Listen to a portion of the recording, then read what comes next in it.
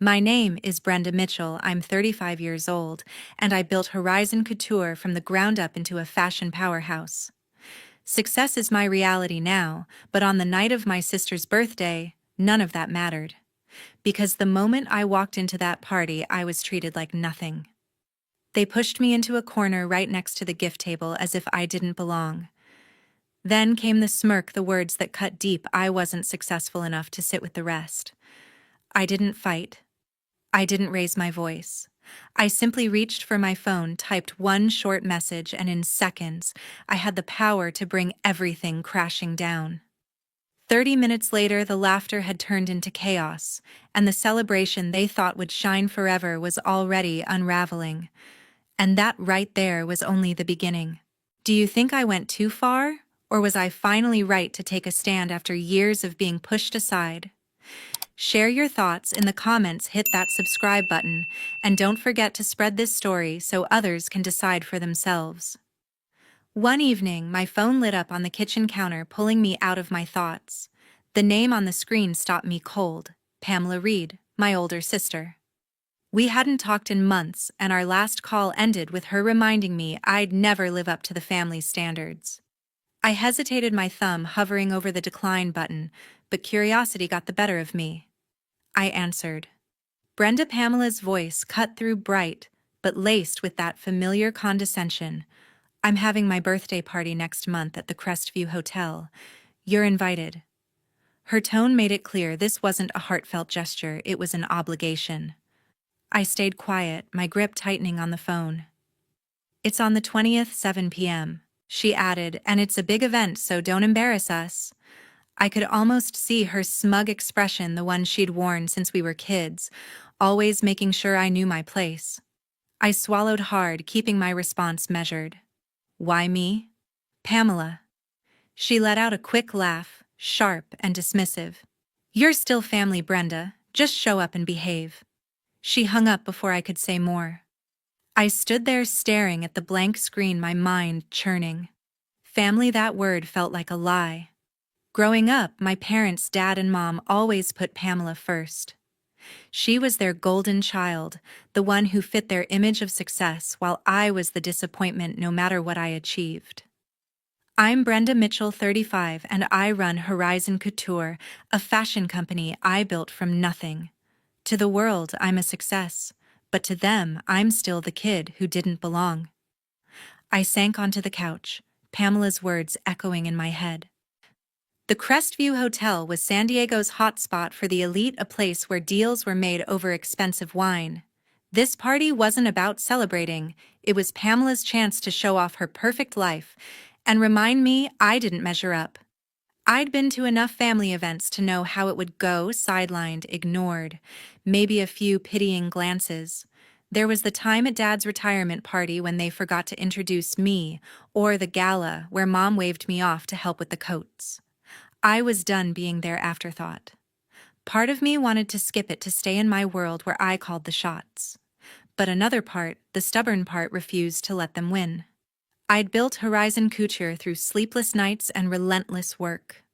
I wasn't the failure they thought I was, and I was tired of letting them treat me like one. If I went to that party, it wouldn't be to blend in. It would be to stand my ground, to face their judgment head on. I grabbed a pen and scribbled the date on a sticky note, my resolve growing. I wasn't sure what would happen at the Crestview, but I knew one thing: I wasn't going to stay silent. The night of Pamela's birthday had come. I stepped out of my car, smoothing the lines of my black Horizon Couture dress tailored to command attention. My heels clicked sharply as I approached the Crestview Hotel, its entrance alive with the hum of San Diego's elite. I took a steadying breath, my resolve firm. This wasn't just a party, it was my chance to face the family who'd always pushed me aside. The ballroom buzzed with conversation, glasses clinking, and laughter from well-dressed guests. Men in sharp suits and women in glittering gowns filled the space, their confidence palpable. A staff member with a clipboard stopped me. Name, please, she asked, her tone brisk. Brenda Mitchell, I replied, keeping my voice even. She glanced at her list, hesitated, then pointed to the back. Your table's over there. she said, directing me to a small, lonely table tucked beside a stack of gift boxes wrapped in silver foil. My stomach twisted. The table was practically hidden with a single place card bearing my name.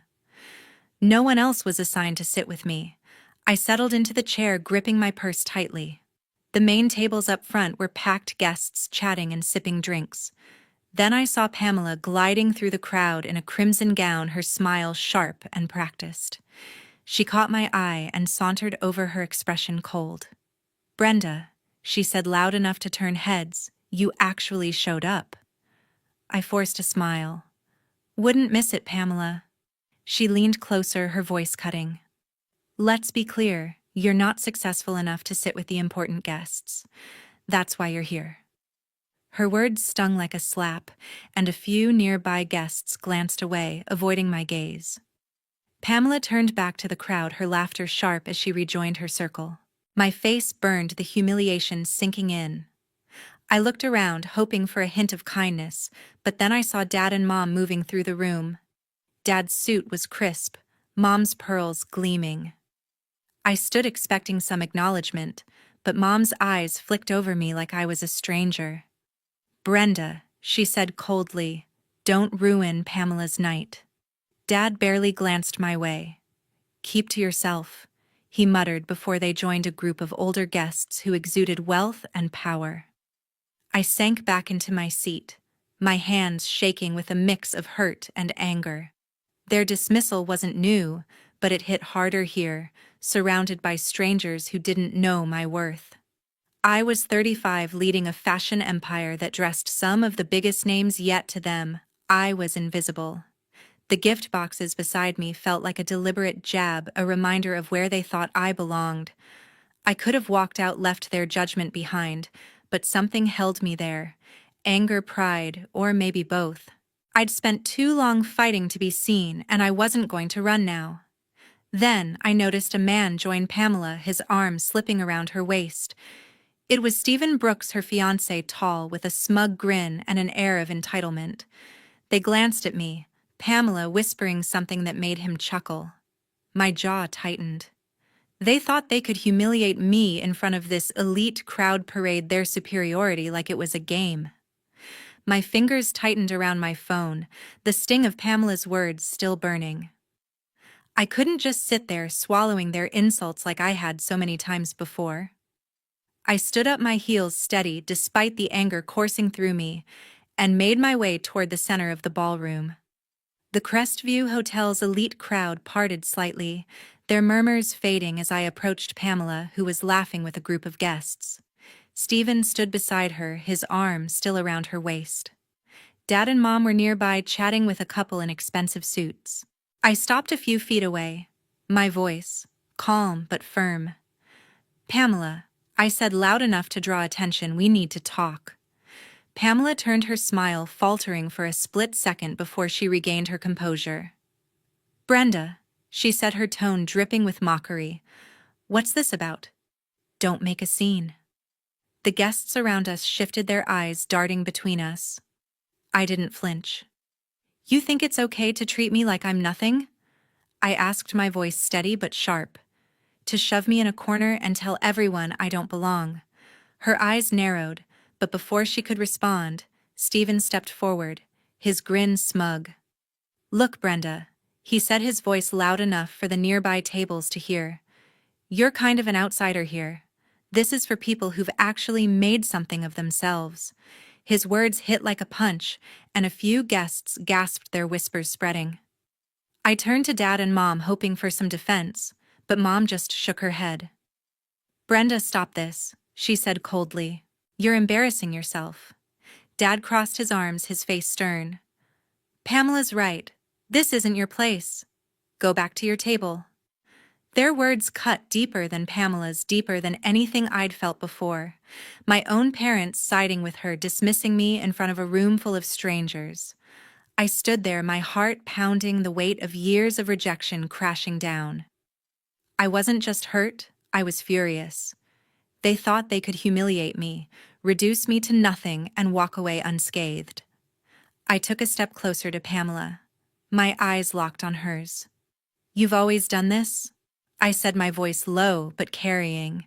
You pushed me down to make yourself feel bigger. And you too? I turned to Dad and Mom. You let her. You've always let her. Pamela laughed, but it was forced, her confidence cracking. Oh, Brenda, don't be so dramatic, she said, glancing at the crowd for support. You're just jealous because you'll never be on our level. Stephen nodded, his smirk widening. Exactly. Stick to your little projects and leave the real success to us. That was it, the final straw. I'd spent years building Horizon Couture, pouring my life into it, and they thought they could dismiss it as a little project. My anger turned to resolve, cold and sharp. I wasn't going to let them define me anymore. I looked at Pamela, then Stephen, then my parents. Their faces a mix of disdain and amusement. You think you know me? I said, my voice steady, but you don't. You have no idea what I'm capable of. The room grew quieter, the tension thick. Pamela opened her mouth to respond, but I cut her off. I'm done letting you walk over me. You'll see what happens when you underestimate me. I turned, my heart racing but my steps deliberate, and walked back toward my table. The crowd's whispers followed me, but I didn't care. I'd spent too long shrinking under their judgment, trying to prove myself to people who'd never see my worth. My phone was still in my hand, and as I sat down, I knew what I had to do. I wasn't going to let their words break me, not anymore. They'd pushed me too far, and now they were going to face the consequences. I sat back at my corner table. My fingers moved quickly, pulling up a message to Nancy, my lead negotiator at Horizon Couture. Cancel the $5.5 million deal with Brooks Retail Group. Effective immediately. No discussion. I hit send, my heart pounding with a mix of defiance and satisfaction. Stephen thought he could belittle me, unaware that his company was banking on a contract with mine, a contract I'd just obliterated with one tap. I stood up, smoothing my dress, and walked toward the center of the ballroom. The Crestview Hotel's elite crowd was still buzzing, oblivious to the storm I was about to unleash. Pamela stood near the main table, laughing with a group of guests. Stephen at her side, his smug grin intact. Dad and Mom were nearby, nodding along to some wealthy couple's story. I stopped a few feet away, my voice clear and steady. Excuse me, everyone, I said, loud enough to cut through the chatter. Heads turned, conversations faltering. Pamela's eyes locked on mine, her smile freezing. I have something to say. The room grew quiet, dozens of eyes on me. I took a deep breath, my resolve unshakable. My name is Brenda Mitchell, I began, my voice carrying across the ballroom. For years, my family, Pamela, Dad, Mom, has treated me like I don't belong, like I'm nothing. Tonight, they made it clear, shoving me to a corner table and calling me an outsider. A few guests shifted uncomfortably, their whispers starting to spread. Pamela's face tightened, but I didn't stop. But here's the truth you don't know. I continued, my gaze shifting to Stephen. I'm the CEO of Horizon Couture, a fashion empire I built from the ground up. And you, Stephen, just lost a $5 million deal with my company because you thought you could humiliate me.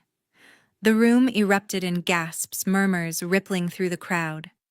Stephen's grin vanished, his face paling. What are you talking about? He stammered, stepping forward. You're lying. I held up my phone, showing the sent message to Nancy. Check with your team, I said coolly. The contract with Brooks Retail Group is done. I canceled it 10 seconds ago. Pamela's jaw dropped, her eyes darting between me and Stephen. Brenda, what have you done? She hissed, her voice trembling with panic. Dad stepped forward, his face red. This is outrageous, he snapped. You're ruining everything. Mom clutched his arm, her expression a mix of shock and anger. How could you do this to Pamela? She demanded. I didn't flinch. You did this, I said, my voice steady but sharp. All of you. You thought you could push me down, treat me like I'm less, and get away with it. Not anymore. The guests were whispering furiously now, some pulling out their phones, likely checking the news of the deal's collapse. Stephen fumbled for his own phone, his hands shaking as he dialed. "This can't be real," he muttered, his voice cracking. Pamela grabbed his arm, her face flushed. "Fix this, Stephen," she snapped, but he just shook his head, his eyes wide with disbelief. I turned to the crowd, my voice rising. "I built Horizon Couture from nothing, while my family told me I'd never amount to anything. I'm done letting them define me. This is who I am, a woman who doesn't need their approval to succeed." The room was silent for a moment, then a few guests clapped, their applause growing louder. Others looked at Pamela and my parents, their expressions shifting from admiration to doubt. Pamela's face was a mask of fury, but she stayed silent. Her usual confidence shattered. Dad and Mom stood frozen, their authority crumbling in front of their elite friends. I walked back to my table, my heart racing but my steps firm. The weight of their judgment was gone, replaced by a sense of power I'd never felt before. I'd shown them who I was, and I wasn't done yet. The applause from the crowd faded, but the tension in the ballroom hung heavy. I stood by my table, watching the chaos I'd unleashed unfold. Pamela's face was a storm of fury and panic, her eyes darting between me and Stephen, who was frantically scrolling through his phone. "This isn't happening," he muttered, his voice shaking as he dialed a number. "Nancy, it's Stephen," he said, his tone urgent. "Tell me the deal's still on." I couldn't hear Nancy's response, but Stephen's face turned ashen, his jaw tightening. He hung up, staring at Pamela with wide eyes. "It's gone," he whispered. "She canceled it. The whole $5.5 million contract gone." Pamela spun toward me, her hands clenched into fists. "Brenda, how could you?" She snapped, her voice loud enough to draw more stares. "You're destroying everything we've worked for." Her words were desperate, a far cry from the smug confidence she'd worn all night. I met her gaze, unflinching. "You destroyed this, Pamela," I said coolly. "You thought you could humiliate me and walk away. Not this time." The guests nearby leaned in, their whispers growing louder, phones already buzzing with the news of the deal's collapse. Dad stepped forward, his face flushed with anger. "Brenda, you've gone too far," he said, his voice low but sharp. "This is Pamela's night and you're making a spectacle." Mom grabbed his arm, her expression frantic. "You're tearing this family apart," she said, her voice trembling. "Why can't you just behave?"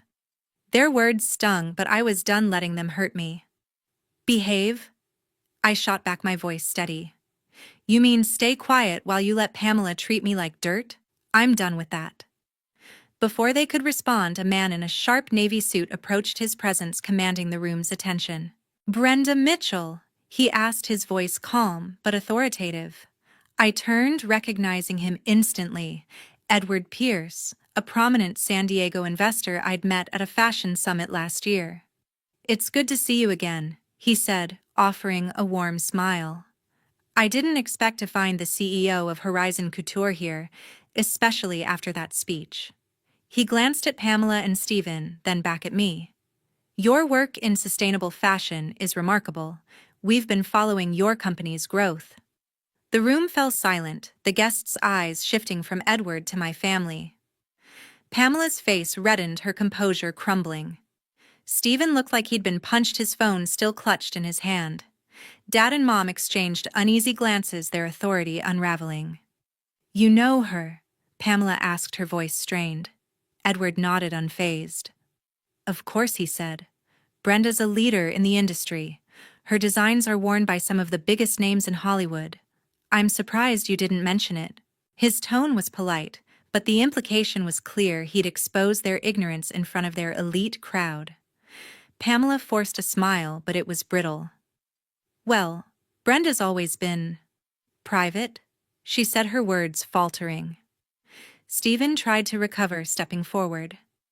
"This is just a misunderstanding," he said, his voice tight. "The deal can be fixed." But Edward raised an eyebrow, unimpressed. "From what I heard, that deal's dead," he said, glancing at me. "And knowing Brenda's reputation, I'd say she made the right call." The guests murmured, some nodding in agreement, their respect for me growing while my family's credibility sank. Dad tried to salvage the moment, his voice booming. "This is a family matter," he said, addressing the crowd. "Let's not blow it out of proportion." But his words fell flat, the guests' attention fixed on me. Mom pulled at his sleeve, whispering, "George, stop. They're all watching." Their perfect image, the one they'd spent years crafting, was crumbling, and I could see the panic in their eyes. For the first time, I felt the tables turn. They weren't in control anymore. I stood tall, Edward's words echoing in my mind. "Thank you, Edward," I said, my voice clear. "I appreciate your support." I turned to Pamela, Stephen, Dad, and Mom, their faces a mix of shock and embarrassment. "You underestimated me," I said, my tone firm. "And now everyone here knows it." I walked away, leaving them in the center of the ballroom, their whispers and stares following me.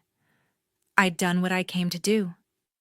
3 days after the party, I sat at a corner table in a quiet San Diego coffee shop, stirring my latte, waiting for Pamela. She'd texted me the day before, her message short and formal. "We need to talk. Please." I agreed, not because I wanted reconciliation, but because I needed to say what had been building inside me for years. The bell above the door chimed, and Pamela walked in, her usual polish, replaced by a tense, almost fragile demeanor. She spotted me and approached her steps, hesitant, a far cry from the confident stride she'd had at the Crestview Hotel. "Brenda," Pamela said, sliding into the chair across from me, her voice softer than I'd ever heard. I didn't expect things to go so far. Her eyes darted to the table, avoiding mine. I stayed silent, letting her continue. "What happened at the party?" "I'm sorry, okay. I didn't mean for it to escalate like that." Her apology sounded rehearsed, like she was trying to salvage her image rather than genuinely regret her actions. I leaned back, my expression calm but unyielding. "Sorry for what, Pamela?" I asked, my tone sharp. "For humiliating me in front of everyone, or for thinking you could keep me in your shadow forever?" She flinched, her hands fidgeting with her purse. "I was wrong," she said, her voice trembling slightly. "I didn't know you were who you are." "The CEO thing, the deal." It caught us off guard. I raised an eyebrow. "You mean you didn't bother to know?" I said. "You, Dad, Mom, all of you decided I was a failure without ever asking what I'd built." Pamela's face tightened, but she pressed on. "We can fix this," she said, leaning forward. "Let's put the past behind us. Your family, Brenda. We don't have to lose each other." Her words hit a nerve, not because they were sincere, but because they echoed the same empty promises I'd heard growing up. Family. The word felt hollow after years of their dismissal. I thought of the times I'd reached out hoping for their support, only to be brushed aside. Pamela's apologies now weren't about me, they were about her fear of losing face, of dealing with the fallout from the party. I took a sip of my coffee, steadying myself. "Pamela," I said, my voice firm, "I'm done with this family. I'm done with your games, Dad's lectures, Mom's silence. You don't get to apologize and expect me to come running back." Pamela's eyes widened, her composure cracking. "You can't mean that," she said, her voice rising. "You're really going to walk away from us after everything I met?" Her gaze unflinching. "Everything," I repeated. "You mean the years of being ignored, belittled, and pushed aside?" "Yes, I'm walking away, and you'll feel the consequences of what you've done." I leaned forward, my voice low but cutting. "Your perfect world is falling apart, Pamela. The party showed everyone who you really are. People are talking, and they're not on your side anymore." Her face paled, her hands trembling. "That's not fair," she whispered. "I made a mistake, Brenda. We all did." I shook my head. "A mistake is forgetting my birthday. What you did, what all of you did, was deliberate. You chose to treat me like I was nothing, and now you're paying for it." I thought of the whispers at the party, Edward's recognition, the way their carefully curated image had crumbled. Stephen's company was reeling from the canceled deal, and their social standing had taken a hit. They'd underestimated me, and it was costing them. Pamela opened her mouth to argue, but no words came. For the first time, she looked small, stripped of the superiority she'd always worn like armor. I stood picking up my purse. "This is the last time we'll have this conversation." I said, my tone final. "I've built my life without you, and I'm stronger for it. Goodbye, Pamela." I walked out of the coffee shop, the bell chiming behind me. A weight lifted from my shoulders, replaced by a sense of freedom I hadn't felt in years. They'd lost their hold on me, and I was ready to move forward. Months after walking away from Pamela in that coffee shop, I stood in my office at Horizon Couture's San Diego headquarters, watching the city's skyline through the window. My company had just landed a major partnership with a global retailer, a deal that dwarfed the one I'd canceled with Stephen's firm. The press was buzzing, calling Horizon Couture a trailblazer in sustainable fashion. I'd spent years building this empire, proving my worth to a world that didn't always see me. Now I was living on my own terms, free from the weight of my family's judgment. I hadn't spoken to Pamela, Dad, or Mom since that day at the coffee shop. The silence was liberating. I'd heard through industry contacts that their perfect world was unraveling. Pamela's social circle had shrunk, her reputation tarnished after the party. Guests like Edward, who'd once admired her, now spoke of her with pity, whispering about how she'd misjudged her own sister. Stephen's company, Brooks Retail Group, was struggling to recover from the $5.5 million deal I'd pulled. Investors had lost confidence, and his name no longer carried the weight it once did. Dad and Mom, who'd always banked on their status in San Diego's elite, found their invitations to exclusive events drying up. Their image, so carefully crafted, had cracked under the truth I'd exposed. I didn't gloat over their downfall, but I felt a quiet satisfaction knowing they were facing the consequences of their actions. For years, they'd dismissed me, called me less than, and assumed I'd never rise above their expectations. But I had. I'd built something real, something mine, without their approval. Every milestone, every new collection, every headline about Horizon Couture reminded me that my worth didn't depend on their validation. I'd learned to value myself not through their eyes but through my own. Nancy, my lead negotiator, had been by my side through it all. She'd handled the fallout from the canceled deal with precision, ensuring Horizon Couture came out stronger. Edward had reached out too, offering to connect me with new investors impressed by my resolve. Their support and the loyalty of my team showed me what real respect looked like. It wasn't about blood ties or social status. It was about recognizing someone's worth and treating them accordingly. Looking back, I realized the party at the Crestview Hotel wasn't just a turning point. It was a reckoning.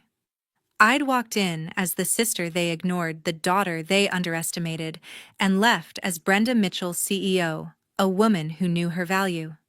The lesson was clear: disrespect comes with a cost. Pamela, Stephen, Dad, and Mom learned that the hard way, losing the influence they'd taken for granted. I didn't need to fight them anymore. I'd already won by choosing myself. As I sat at my desk reviewing the latest designs, I felt a sense of peace. The past was behind me and my future was wide open. I'd built a life that reflected who I was, not who they wanted me to be. And that was enough.